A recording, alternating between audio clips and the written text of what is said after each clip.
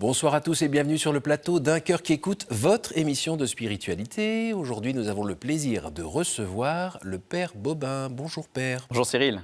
Merci d'être venu de Maubeuge. Vous êtes parti, je pense, assez tard hier soir, au clair de lune. C'est une belle ville. Merci beaucoup d'être présent. Vous êtes l'auteur notamment de Magarkane, une série de 6, 7, 8, 9... 7 tomes. 7 tomes. Oui, bon, enfin, ils font chacun 1 kilo, paru aux éditions du Triomphe et qui fait la joie de beaucoup de familles de lecteurs. Alléluia. Vous êtes venu nous raconter un petit peu votre parcours spirituel et puis on va parler un petit peu quand même de l'écriture. Juste avant, je vous invite à nous lire un extrait de texte de votre choix. Donc c'est dans le tome 4.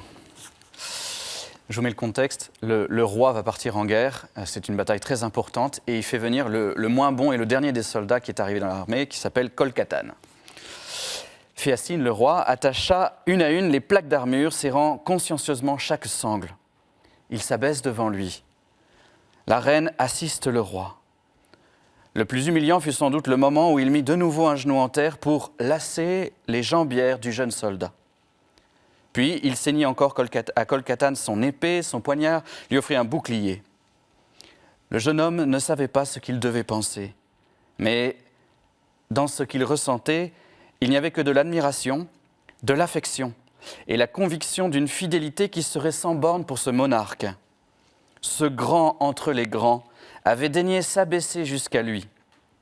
Le garçon comprit ce jour-là sa propre noblesse. Il comprit ce jour-là qu'il était un être de valeur, car un roi avait pris soin de lui. Un roi était descendu jusqu'à ses genoux. Ouh, pourquoi ce passage ? Le roi, ici, est une image de Jésus, bien sûr, et j'étais heureux que le bon Dieu m'inspire ce passage parce que c'est le roi qu'on voudrait, c'est les responsables qu'on voudrait, que ce soit dans la vie civile ou dans la vie ecclésiale. Voilà, les serviteurs qui prennent soin et la personne dont on prend soin se dit « mais en fait, je suis importante ». Je suis quelqu'un d'important alors que j'ai des problèmes, des difficultés, que je suis fragile, pécheur, tout ça. Ça, c'est une vraie clé pour moi et donc c'est un passage qui me fait du bien quand je le relis. Alors, cette aventure, c'est l'heroic fantasy, hein, Voilà, exactement. comme registre, genre. Vous vous êtes lancé dedans donc un peu avant votre ordination, Oui. un petit peu après. Oui. Ça vous a pris beaucoup de temps, Oui, une quinzaine d'années. quinzaine d'années. Pourquoi ? Alors, c'est une belle histoire. J'étais un gamer, je jouais beaucoup aux jeux vidéo, et puis un jour, une bonne amie m'a dit « Mathieu, tu perds ton temps, tu devrais faire quelque chose de constructif, d'humain, et tout ça, machin », donc j'ai arrêté. Mais après, du coup, j'ai lu aussi des livres, vu des films, et j'ai commencé à élaborer une histoire. Un chevalier, une guerrière, un magicien, voilà, un truc très classique. Et puis, j'ai proposé à ma petite sœur, on était en vacances, de lui raconter l'histoire de Pharéanor. Et tous les jours, on allait se balader plusieurs heures dans la forêt, on marchait à l'intérieur des torrents, on se tenait la main, on affrontait les éléments, et en fait, on était à l'intérieur de l'histoire. Elle a accroché, c'était un moment de bonheur avec ma petite sœur. On a fait ça 15 jours, et l'année d'après, elle m'a dit, on a recommencé, et elle m'a dit « Mathieu, il faut que tu écrives ». Et donc, je dis « non, je n'ai pas tellement envie ». Mais quel âge aviez-vous tous les deux ? J'avais une vingtaine d'années, elle avait une quinzaine d'années. Ah, super ! Et oui. Et en fait, elle a gagné. J'ai fait pour elle. Et comme elle était en internat, j'écrivais une dizaine de pages, un chapitre par semaine. Et ça lui a fait sa bénédiction et la mienne. Extra ! Oui. Et l'inspiration, elle vient d'où ? Alors, j'espère un peu de l'évangile quand même. J'ai eu pas mal d'amis, des potes, des frères d'armes dans ma vie. Et du coup, alors, j'irais... amour, baston, chevalerie, c'est quelque chose de l'ordre de l'amitié qu'on vit avec des frères et sœurs, des gens. Et donc, oui, j'imagine il y a ma propre vie, des livres, Tolkien, c'est évident, Lewis, Alléluia. Et puis aussi, bon... Des jeux de rôle aussi, des jeux de plateau ? Ah oui, c'est des jeux, oui, j'ai beaucoup joué. Oui, beaucoup joué. D'accord, donc tout cet univers... On a mixé. Alors, quand on lit la série... Plus ça avance, plus on sent que vous avez commencé des études de théologie, Oui. De philosophie. C'est exact. Voilà. Et plus vers la fin, il y a limite des petits bouts de sermons qui s'enchaînent. Oui. J'ai essayé de ne pas faire trop gros pied, mais je ne suis pas un grand écrivain, du coup ça apparaît quand même fort. Et puis aussi, pendant que j'écrivais, j'ai rencontré une personne qui lisait des passages sans se rendre compte que je parlais de Dieu. Et je me suis rendu compte que si je voulais que les plus lointains percutent, il fallait que je sois plus explicite. Et donc je suis passé de l'implicite à l'explicite. Et aussi au début, je suis juste parti pour raconter une belle histoire. Oui. Et après, je me suis dit, j'aime trop Jésus. Je veux qu'il convertisse de l'intérieur petit à petit ma propre histoire et moi-même en écrivant. Comment vous l'avez rencontré, le Christ? Le Seigneur, j'ai la grâce immense d'avoir des parents qui ont donné leur vie à Jésus. Ça veut dire quoi? Papa était officier de gendarmerie, 15 ans de service actif. Et puis, Pourquoi? alors, il a tourné dans Oui. plusieurs endroits en France. Et puis, je crois qu'ils étaient à Villeneuve-d'Ascq à la fin. Il faudra que je vérifie. Et avec maman, ils ont tous les deux vécu une conversion dans le cadre du renouveau charismatique.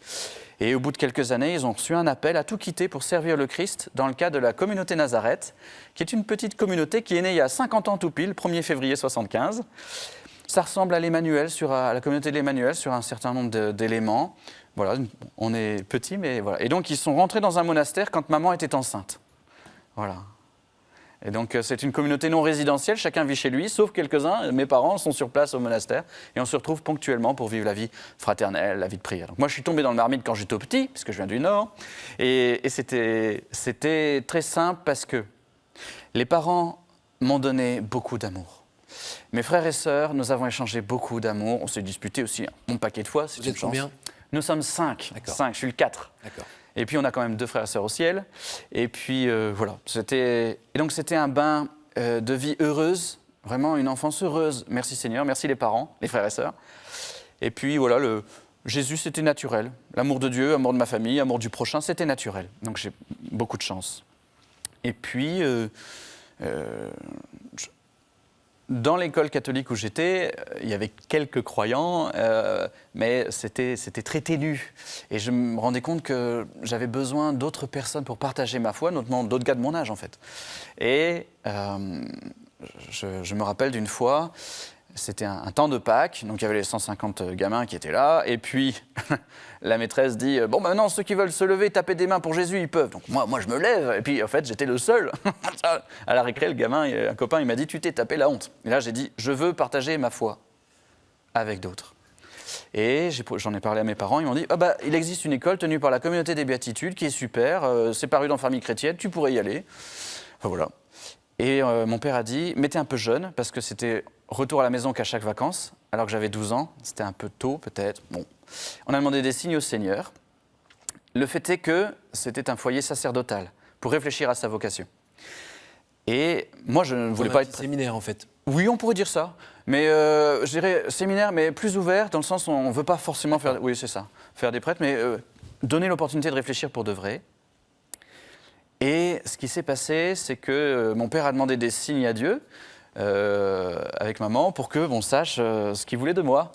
Et le lendemain, le prêtre qui ne savait rien, moi j'étais enfant de chœur depuis 4 ans, le prêtre me dit « Mathieu, ça serait bien qu'un jour tu dises la messe à ma place. » Et là, moi je n'ai pas mesuré que c'était un appel au sacerdoce, j'étais juste extrêmement content que le ciel soit d'accord avec moi pour que je puisse aller dans cette école et partager ma foi avec d'autres.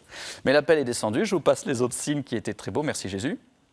J'ai vécu 6 ans dans cette école, j'ai été béni.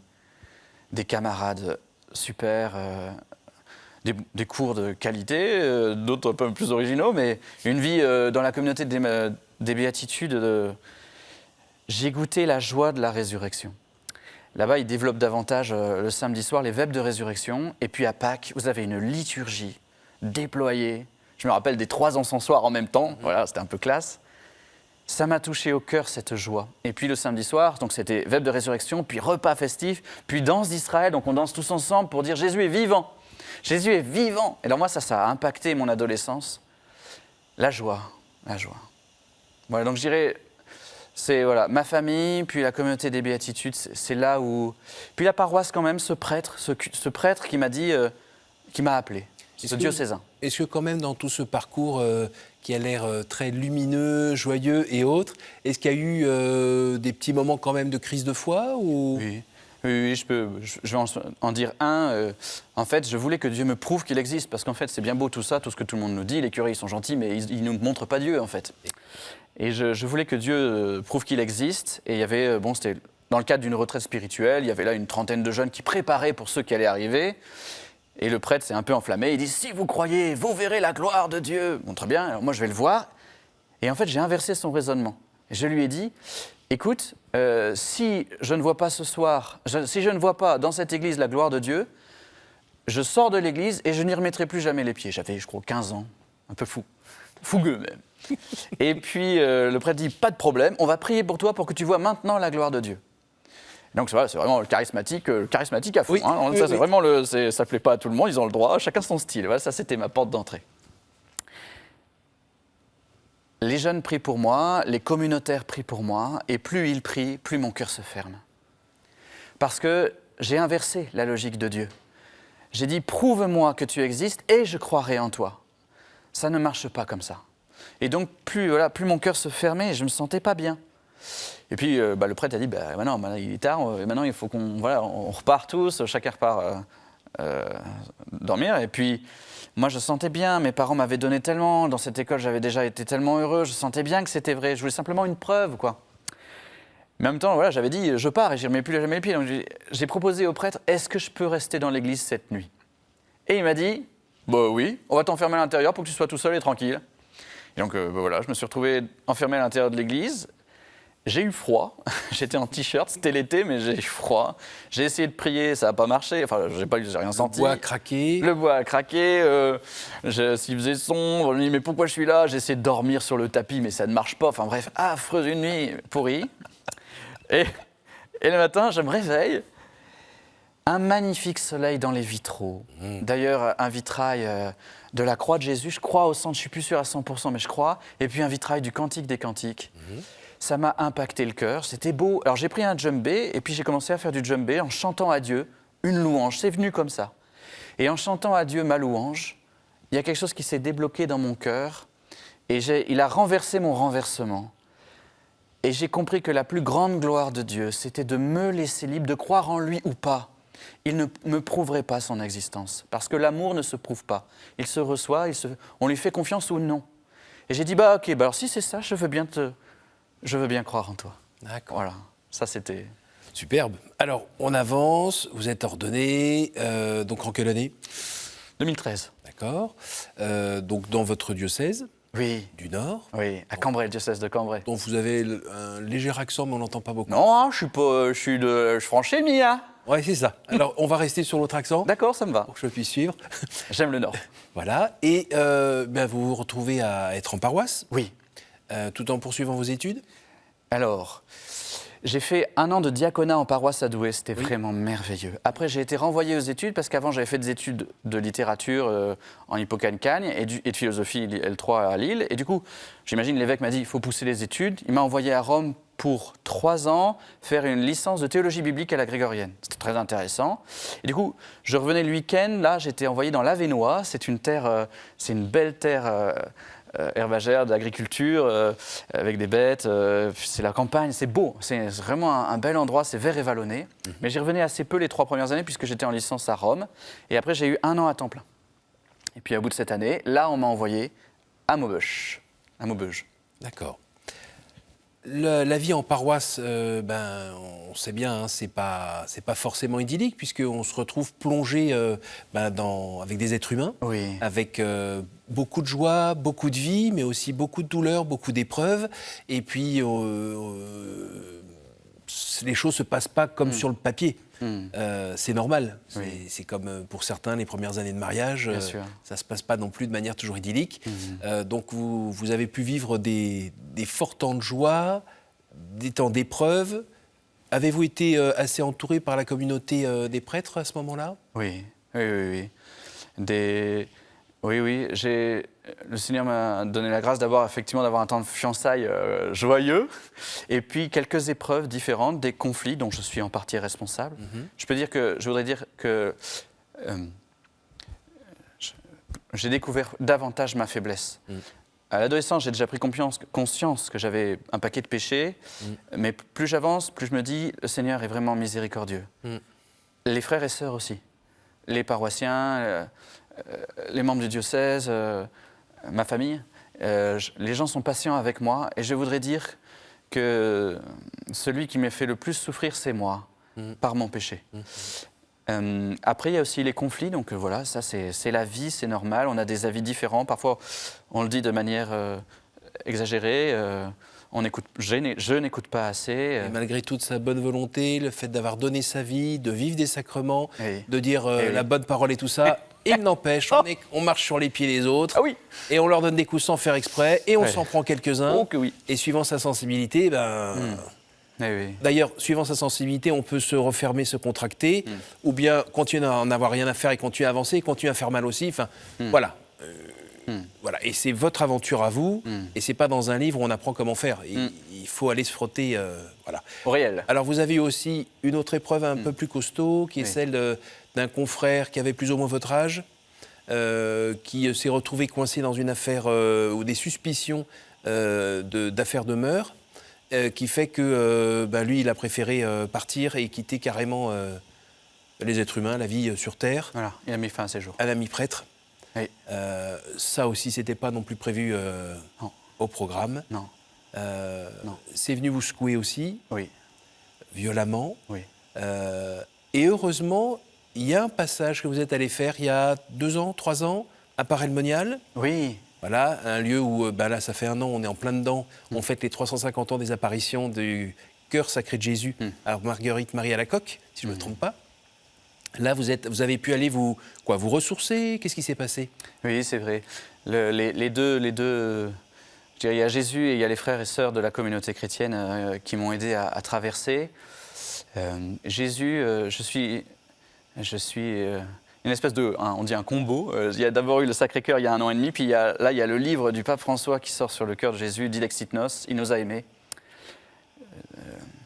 Et le bain que j'ai fait il y a 1 an et demi, parce qu'à un moment, vraiment, c'était vraiment dur. J'étais vraiment, on peut dire, au fond du trou, même si on continue à aimer de toutes nos forces, on se dit, donc, mais c'est ça le sacerdoce. Plus grande fragilité psychologique? Ah bah oui. Puis, un peu physique aussi? Physique, évidemment. Et puis alors, comme j'étais en doctorat sur le Cantique des Cantiques, à l'écart de la relation avec les gens, j'avais un peu de temps pour mouliner le dark side de ma vie. Oui.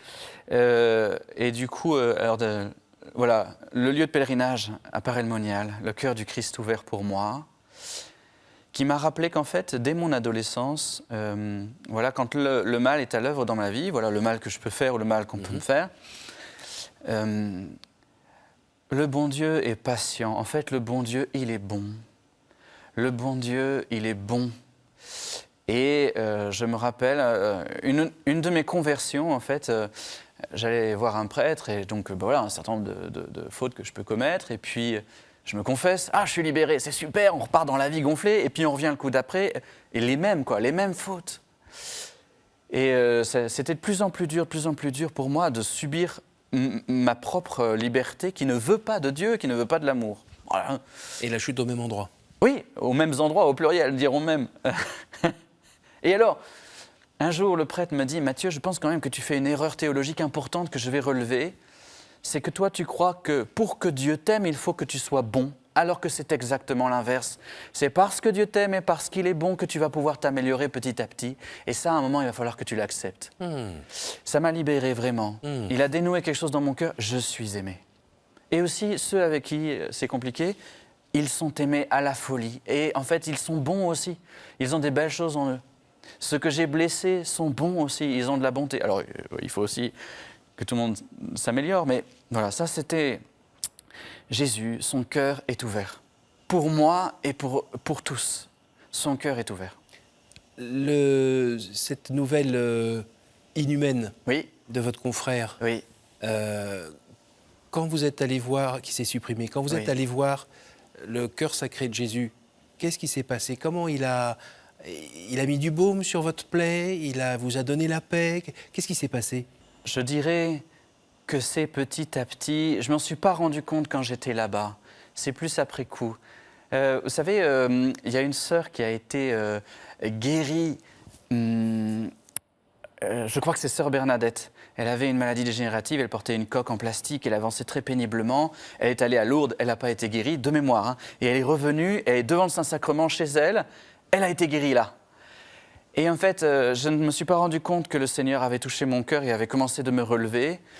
C'est après coup, je me suis dit, tiens, je vais mieux. Je dirais c'est le petit à petit. Et dans ce petit à petit, je voudrais mentionner tous les frères et sœurs de la communauté paroissiale, les autres prêtres, savez, qui sont là pour écouter le flot de problèmes qu'on leur raconte. Je pense à mon curé, le père Pascal, je lui racontais la même histoire, un nombre incalculable de fois. Ouais. J'avais, c'est un bon prêtre qui m'a écouté, et puis à un moment... Vous étiez coincé en fait. Oui, puis ça tourne en boucle. Voilà, et puis toujours ce point d'interrogation, pourquoi ? Et pas de réponse. Et vous reveniez tout le temps dessus, donc lui, il était là au moins pour vous écouter déjà. Alléluia. Ça et les autres difficultés. Le Seigneur est bon, et donc c'est la fraternité, le cœur des frères et sœurs, qui est un signe du cœur du Christ pour moi. Oui, j'ai bénéficié de beaucoup d'attention et de patience. Les gens les proches ont été patients avec moi. Est-ce qu'il y a des moments où vous avez douté un petit peu pas de votre vocation, mais de sentir qu'il y avait un peu une crise de foi aussi, un petit peu forte, un peu déstabilisée, c'est-à-dire, mais c'est quoi ce monde ? Comment ça marche ? Comment Dieu peut laisser des choses pareilles ? Est-ce que je fais vraiment ce qu'il faut ? Est-ce que, à un moment, vous êtes vous-même beaucoup remis en cause, notamment dans votre foi et votre relation à Dieu ? Là où de temps en temps, je l'ai dit au bon Dieu, c'est dur, Seigneur. J'ai pas dit, je crois pas, que je comprends pas. Par contre, avec voilà, la situation française, les épreuves qu'il y a, la question c'était plutôt, c'est quoi le prêtre du coup avec tout ça ? Puisque on porte un certain nombre de critiques à notre égard, et c'est juste, c'est légitime. Mais du coup, quelle est la place du prêtre ? Qu'est-ce qu'on lui demande ? Qu'est-ce qu'il doit faire ? Est-ce qu'il a le droit de parler ? Est-ce qu'il n'a pas le droit de parler ? Comment est-ce qu'on va pouvoir exercer le ministère ? Voilà. J'avais l'impression que l'image du prêtre était beaucoup moins claire 10 ans après mon sacerdoce. Voilà. Et puis, c'est à nouveau le cœur de Jésus. Et aussi, peut-être, je le dirais, voilà, mes études de Bible, donc ce procédé que j'ai découvert dans le Cantique des Cantiques, qui est le procédé d'ambiguïté. C'est-à-dire un texte, un passage, on ne sait pas vraiment ce que ça veut dire. Est-ce que ça veut dire ça ? Est-ce que ça veut dire ça ? Est-ce que ça veut dire ça ? En fait, on ne sait pas. Et ça fait partie de la vérité. C'est-à-dire que l'ambiguïté, c'est on ne sait pas. Et du coup, il va falloir faire son chemin. Et ça fait partie de la vie. Et donc, le bon Dieu, je pense qu'il me dit, Matthieu, patience. Comme je suis patient avec toi, patience. D'accord, donc c'est pas parce que c'est pas aussi tranché, blanc-noir, 1-0. On va voir. Voilà, on avance. Nous arrivons déjà à la fin de cette émission, le temps des cartes, vous qui aimez jouer. Je vous écoute entre 1 et 10. 7. Ça alors. C'est cliché. Hein. Non. Si vous pouviez revenir en arrière et changer quelque chose dans votre vie, que feriez-vous ? Je ne répondrai pas par mail au conflit. Et j'écouterai davantage ce que les personnes avaient à dire, plutôt que de trop dire ce que je pense. À nouveau, entre 1 et 10. 1. Oh. Et après, vous allez dire 3. Padam, padam, pam, pam. Quelle est votre prière préférée ? Merci Seigneur. Merci Seigneur pour la gratitude avant le coucher, la gratitude devant le Saint-Sacrement. Merci Seigneur. Une dernière pour la route ? 2. Oh. Vous m'avez eu. Joueur. Caramba, encore raté. Quelle est la dernière fois où vous avez reconnu l'action du Christ dans votre vie ? Au début de l'émission, tout à l'heure nous parlions et je me suis dit, voilà, c'est bien que j'ai appris ce que vous m'avez dit. Le Seigneur m'a préservé en apprenant comment ça allait se passer. Et puis le bon moment, comme ça, je n'ai pas eu trop à m'inquiéter. Le Seigneur m'a préservé. Merci Seigneur alors. Alléluia. Merci beaucoup Père d'être venu jusqu'à nous de Maubeuge.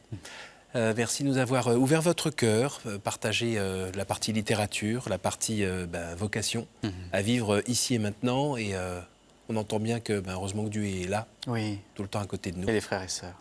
Et les frères et sœurs. Merci beaucoup. Je rappelle le titre de votre série, Magarkane, aux éditions du Triomphe. Merci à vous tous pour votre fidélité. Vous pouvez retrouver cette émission sur notre site www.ktotv.com.